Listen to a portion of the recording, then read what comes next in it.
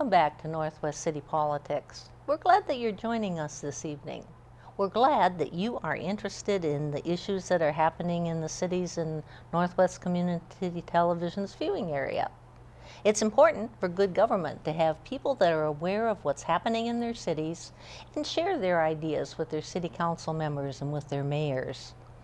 Each week, if you haven't watched our show before, we'll be covering issues that happened in one of our 9 cities and letting you know what's currently happening and what's going to be happening in the future. But during the month of September and October this year, we're going to be covering candidates from the various cities that are all having elections this year.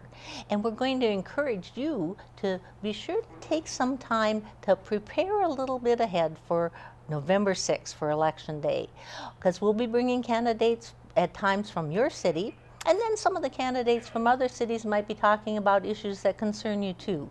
So we'll ask you to pay attention, to take down, if it's from your city, the candidate's phone number and email so that you can be in contact with them and let them know what you think about the issues that they're talking about.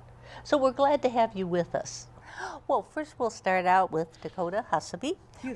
Huseby, I'm sorry. I thought I had worked on getting the right pronunciation. The Norwegian threw it out. pronunciation. Huseby. Yeah. Okay, just so I say it right. I want to start out with you, and we're glad to have you here. You're representing a part of Brooklyn Park, right? Yes, representing the East District and hoping to get the council seat Right. for election. Yes. And I asked you ahead of time, but I'm going to start out by letting you introduce yourself to our wider audience, and most particularly in those people that are in that part Right. of Brooklyn Park, about your background and then kind of how it's prepared you to be on the city council. Thank you. I appreciate the time today. And I am a former journalist. I've spent a long time in communications and have been both on the radio AM side as a reporter and a public affairs host, which the job is somewhat familiar. Right. And that's helped me become prepared because I've been watching and covering government and seeing what works and what doesn't, and have sat through more government meetings than any human being should ever have to go through. And I've been on the other side as well, in helping in politics and helping in moving legislation, and that's helped me see it from all angles. But really, for me, the biggest background I have is connecting with individuals, and that's why I spent the whole summer walking door to door, going through 2 pairs of shoes, and meeting as many people in Brooklyn Park as I could, because I do believe it is important that a candidate prove themselves. And to prove themselves, that involves action. Right. And so you have to show that you are bringing something to the table. And that's what I have been working toward. Oh, okay. Gotten you prepared, right? Yes. And then the next question that I asked you to spend some time thinking about is, come next January and you've gotten elected and you're sitting on the city council, what kind of issue would you want to start moving towards some action on? And then what would you want to have happen on that issue?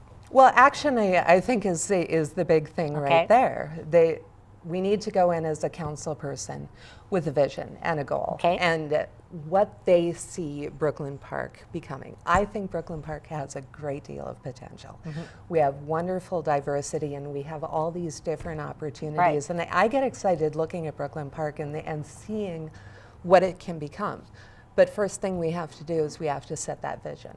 Right. We can continue to tackle crime, but it doesn't help us if we're not also tackling the perception and the image and the communication with our residents. And because I have the communications background, maybe I can see that we have work to do as far as our image, not only internally, but we have image issues to the region. And I'm a realtor now, and I have people who have said to me, draw a circle around Brooklyn Park, I won't live there. And they have no idea. It's a 27 square mile city with 75,000 plus people in it. And you could go to several neighborhoods and see one thing and then see another thing, but it's nothing like the image that people claim it to be. Right. And so we have to assertively tackle that. And when I've asked people within the city, what are we doing to address the image problem? How are we marketing this? How are we creating the identity and getting the word out that we are this. Right. Because right now people put this little stamp on us that we're a small, bad place, and that's just not true. Right, right. And what I found out is that we're doing nothing. That we're trying to think ourselves out of it and hope it gets better and rah-rah I sympathize and understand where that's coming from, but I think we have to do a heck of a lot more to get our message out, because whether it's a business, a city, a college, you name it, they are getting out there and they are setting the image, because if you don't set the image, it gets set for you. Right. Yep. So we need to work on a lot of things, but we need to be a council that takes action. Okay. And I am an action-oriented deadline person. Okay. I was a radio broadcaster, and you did it on the half no matter what. Right. You got your stories together, and boom, you were ready. You got the information to the public. And that's what we need. We can't do the charge by the hour, wait and see how it all works out philosophy. We have to get in there and hit our deadlines and move it forward. Business needs it, the people need it, and our community will grow for it. And then I'm going to give you some time so that you can make an appeal to the voters, so when they go into that election booth on November 6th, why they should vote for you. Well, thank you for that. Thank you for the opportunity. I think they should vote for me because they should expect results. Okay. And in 4 years, you should expect me to come forward and tell you exactly what I have championed and what I have brought forward for you. And I am trying to do that now as I'm going door to door and getting out there and meeting the people and showing new ways that we can do things. I just launched a new internet campaign, What's Up with the Sun, showing that we can do things more visually and shine the light on issues and not bury our heads in the sand and not talk about things, and how we can move forward and take action and take proactive steps. And that's what I want to do. And I hope to earn your vote. And then I was letting everybody think about some other issues that you also think are important, so we could touch a little bit on another issue that concerns you. There are a number of issues, and picking one it's hard. Well, it's not fair, because there are so many issues to deal with, whether it's homeless youth, whether it's poverty in the community, whether it's youth programs, which some have said need to be cut, and I would not be in favor of that. But we have philosophical issues that we need to deal with as far as dealing with our business community and dealing with our people. And as I knock door to door, a lot of it is just what has impacted me as an individual. Oh, sure. If it's crime, then that's your issue. But other people will come and tell me the city has nitpicked me on this issue and this issue, and then they're unhappy on that. And we need to listen to all of those stories, and we need to figure out if those are things that we need to move forward on. I think the nitpicking thing I've heard enough of, not only door to door, but at the council itself, where I think we do need to address our priorities. And if we have the time to nitpick, well, maybe we can move our priorities elsewhere to address some serious issues like crime and youth and domestic violence and substance abuse, because infrastructure, we have a lot to deal with in our community. And then I just want to move toward that great vision of the potential of Brooklyn Park, because it's there and there's a lot of it. Right. And has there been anything interesting that's been happening as you've been door knocking? Just a little issue that we can share with people? Little issue that we can share or with people. Or an interesting experience you've had? I've had a number of interesting experiences door to door, and I've met people who have captured my heart and at times have brought me to tears. I've met people who have made me laugh. I've met people who were angry at me before they even knew who I was. I've met people who are just sick of it and don't want to be involved. And there's a lot of different people, and I think that's one thing is that we need to realize there's a lot of different people living a lot of different lives.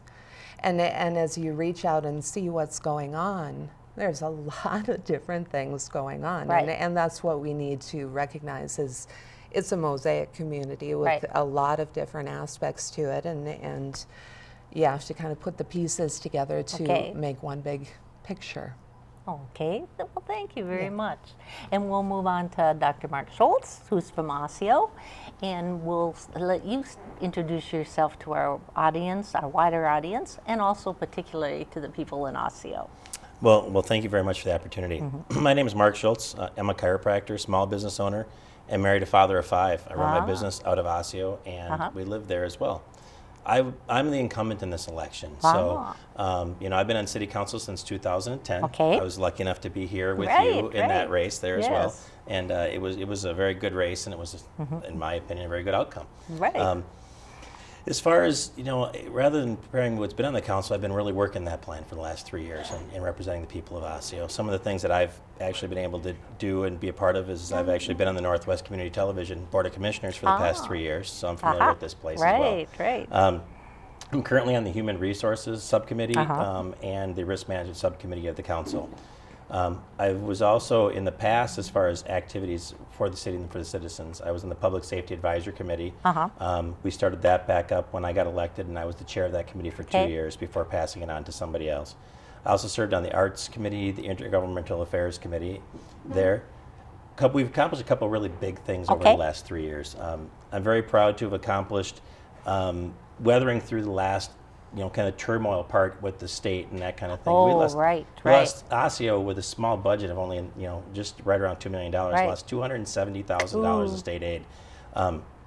But because we were on top of that, because we'd implemented a lot of things, including a firm financial management plan, capital improvement plan, things that Osseo really hadn't done much with before, we were able to weather that without really the citizens knowing too much about it. And on top of that, since we got elected, we were able to cut about another 1/10 off of our city budget, another $200,000. So, in the time when everybody's hurting, trying to cut back on what the city spends is a big deal for people. Right. I also served on the Osseo Economic Development Authority in 2010. One of the things that we did there, we're very happy with, is that we had another program which was city-sponsored Wi-Fi that just wasn't returning the investment that we had put back into it. We never recaptured our original expenses, and it was losing money every single month that we had the program there. So those are some of the things that I did that I've been able to be a part of. None of us on a council accomplish anything by ourselves. You need to, in Osseo, you need to be one of, you need to at least be one of 3, preferably one of 5 at that point in time. So that's some of the things that I've been able to accomplish and work with others in accomplishing since I've been there. And then I'll ask you the same question that come next January and you're back on your city council, and you will have served right up to that point. Yes, ma'am. So what's some issue that you're concerned about and that you'd like to see some forward movement on it? Well, and the question that I got from you was what I want to work on first. And there's just too many to work on at one time. The biggest part for me is that we want to keep the ball rolling in the direction that it's been rolling. I've been telling a lot of people as I've been door knocking that in order for Osseo to stay the way it is, we have to be aggressive with changing it. As I mentioned before, Osseo has historically been managed on a 2-year cycle. And over the last 3 years, we've done a lot of different things to put Osseo out into the future. When I was on the council originally, the biggest thing that was, are we going to be part of Brooklyn Park? Are we going to be part of Maple Grove? And we've put a lot of things in place, and our residents are very proud of their community. Oh, yes. And, it's interesting to have the city survey that we did. It came back, the people that did our survey for us were astounded by the positive responses that we had. Nobody gets the kind of survey numbers back that we had gotten, and so it's been really, really good for us.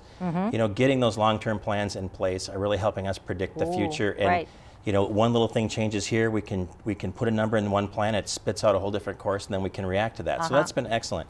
One of the things that I look forward to continuing to do and really work on is there's kind of an uncertain nature in the community right now regarding police and fire protection. In most cities, the largest part of the city budget is really public safety services.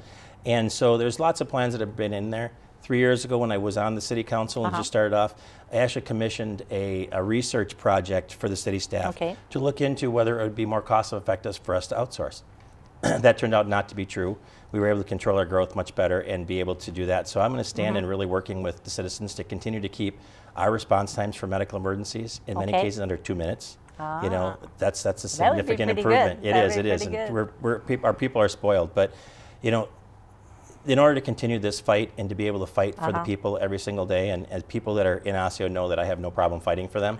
I'm one of the more verbal people on the council, and I'm willing to take on any challenge, whether it be the state of Minnesota or whatever we have to do. I just am really looking forward to getting reelected to council. So that just is a perfect segue into the people in Osseo are now in the voting booth. It's November 6th. Why should they check your name? Well, I think as I've been outdoor knocking, I've been getting a lot of community support. Okay. I've been people have been really gracious with not only the support for sign locations, but also with their checkbooks. Okay. You know, which has been very helpful to us. You know, we can't campaign like we did back in the day before the economy really took a lot of us down. So we've done a lot of great things. We already really had a chance to talk about it. We just need to strive to increase the revenue in our city even better, so that as we are moving ahead to help control our costs, that's not placed specifically on the back of the residents and the business owners in Osseo. That's a big deal. One of the things that people in Osseo don't realize is that 25% of our landmass of our small community is government building, schools, or churches. So we don't even get tax revenue from a full quarter of our city. That's a lot. That's a lot. And so we've really worked to continue to increase our revenues and work it that way. Also, one of the big issues that we want to work on here going forward is to try to get more people into our housing stock that own the properties versus renting them. So that's where I'm hoping to continue to move the city towards, and I'm hoping people support me in November. Okay. And then we've got a little bit of time so that you can maybe bring up another issue that concerns you or that you've heard from your citizens that concerns them. Well, again, there's a couple really that have kind of jumped out to the forefront for us right now as I've been talking with people. Again, people really want to get Osseo transitioned into more homeowner-occupied housing. Okay. You know, as our property values have maybe unfairly dropped in price over the last several years, it's making great investment opportunities for people. And luckily for us, a lot of people that actually live in the city are purchasing these properties and renting them locally. So we're working with some other things to try to continue to move that direction, bringing more people to Osseo, understanding its charm is going to be one of the things going to help us with that. The other thing that oddly I've been hearing, and it's been a concern expressed by a lot of our seniors, which we have a lot of in Osseo, is that they're concerned that if we have a change in direction at the mayoral level, that they're going to lose access to a beloved community asset called the Osseo Trolley. And we've been working on plans to make sure that that's just not plain going to happen. And maybe you could share a little bit something from an experience that you've had as you're door knocking or people coming up to you in the community. Because we're always